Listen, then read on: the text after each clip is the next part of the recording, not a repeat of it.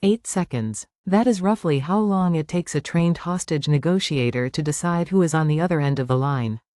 Not their name, not their demands, something more useful, whether the next few minutes will end quietly or end badly. The phone rings inside a command vehicle parked 3 blocks away. Nobody rushes. The negotiator sits, adjusts the headset, breathes once, and lets the line stay silent half a second longer than feels comfortable. That silence is already doing work. It is a test. When the voice arrives, the negotiator is not listening to the words. Words come later. First comes the carrier signal underneath them, the breath, the pitch, the tremor, the speed. A voice is a body under pressure, broadcasting its own condition without permission.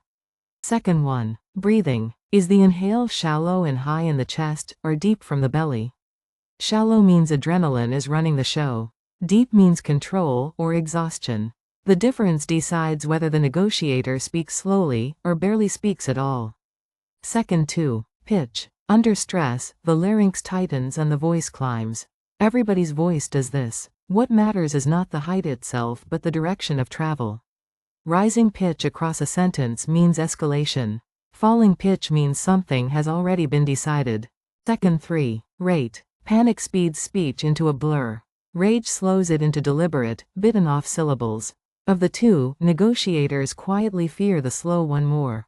Panic burns itself out. Deliberation does not. Deliberation has a plan and is following it. Second 4. Volume stability. A steady voice that suddenly drops to a whisper is not calming down. It is often narrowing focus.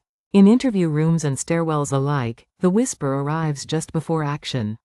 Loudness is theater. Quiet is intent. Second 5. The pauses. Not their length, but where they fall. A pause before a noun can mean invention. A pause after a threat can mean the speaker is listening to how the threat sounded, testing it, unsure whether he believes himself. Second 6. Pronouns. I or we. They or you. A man alone says, I. A man performing for people behind him says, we, even when he is alone. That single syllable reshapes the tactical picture more than any camera outside the building. Second 7. Tense. Present tense means the situation is still alive and negotiable. Past tense, arriving early and unprompted, is the sentence no negotiator wants. She was. I had to. Language leaks completed actions before anyone is willing to confess them. Second 8. Address. Did he use the negotiator's name? Did he acknowledge being spoken to at all? A voice that answers is a voice in relationship. A voice that recites, ignoring the reply, is not negotiating. It is announcing. 8 seconds later, the negotiator has built a rough model, physiologically flooded or cold. Alone or watched. Improvising or scripted. Seeking something or finished seeking. Every question asked from here forward is chosen to confirm or destroy that model. This is not intuition. Negotiators are trained on recordings, hundreds of them, with the outcomes hidden. They guess. They are corrected. Over years, the pattern matching becomes fast enough to feel like instinct, which is simply expertise running faster than explanation. The first thing said back is almost never a question. Questions demand. A demanded answer from a flooded brain produces either a lie or an escalation. So the negotiator offers something instead, a description of what the other person appears to be feeling. It sounds like nobody has listened to you all day. No agreement, no promise, just a label, offered gently, and then silence. If the label is close, the breathing changes within seconds. Negotiators listen for that change more carefully than for any reply. They call the underlying skill tactical empathy. It is not sympathy and it is certainly not friendship. It is the deliberate reconstruction of someone else's internal weather, out loud, until that person feels accurately described and therefore slightly less alone with it. Voice speed is contagious. Two people on a phone line synchronize their rhythm without deciding to. Negotiators use this deliberately. Speak half a beat slower than the other person, consistently, and the other person's tempo drifts downward to meet yours. There is a particular register some negotiators are taught. Low, warm, downward inflected, the voice you would use at 3 in the morning with someone who has been crying. It communicates one thing before any content arrives. Nothing here is about to happen suddenly. And they listen for the moment the voice stops performing. Early calls are theater, aimed at whoever might be recording. Then, sometimes minutes in, the volume drops slightly and the sentences get shorter. That is when the actual conversation begins.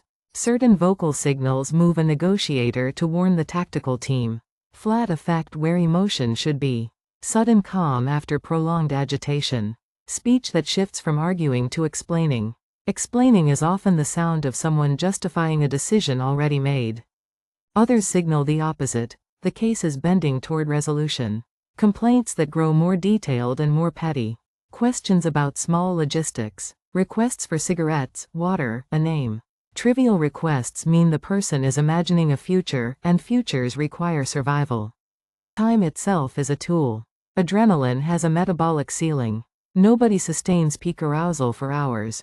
Negotiators talk not primarily to persuade but to spend the clock, letting body chemistry do work that argument cannot. Fatigue is the quietest ally in the room. They avoid the word, no. Not out of politeness. No ends a line of thought and forces the other person to escalate or retreat. Instead, how am I supposed to do that from here? The refusal survives. The conversation survives with it. They avoid, calm down, entirely.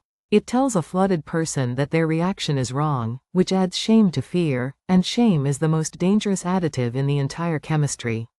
Nobody has ever calmed down because they were instructed to. And they avoid, I understand, because everyone has heard it used insincerely. Instead, they prove understanding by summarizing, in the other person's own vocabulary, using the same nouns and the same order. Precision is the only credible evidence of listening. Meanwhile, everything is recorded. Analysts behind the negotiator log word frequency, background sounds, breathing intervals, the echo of a room, a distant television. A voice carries its environment with it.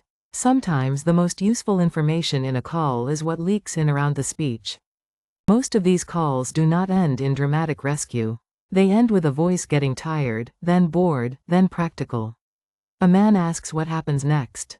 The negotiator describes it, step by step, in flat and unexciting detail. Boredom is the goal. What negotiators say, almost unanimously, is that the skill transfers. Angry customers, frightened teenagers, collapsing arguments in kitchens. The first 8 seconds of any voice contains most of the information you need, and almost nobody spends those 8 seconds listening. Because the default human move is to plan a reply. To wait for the gap. To rehearse. And while you rehearse, the pitch shifts, the breath changes, the pronoun slips, and the single sentence that mattered passes through the room unheard. So the next time a voice reaches you carrying something heavy, try the discipline. 8 seconds. No reply drafted. Breath, pitch, speed, pause, pronoun. Then describe back what you heard, and let the silence sit. You will be astonished how much a voice admits.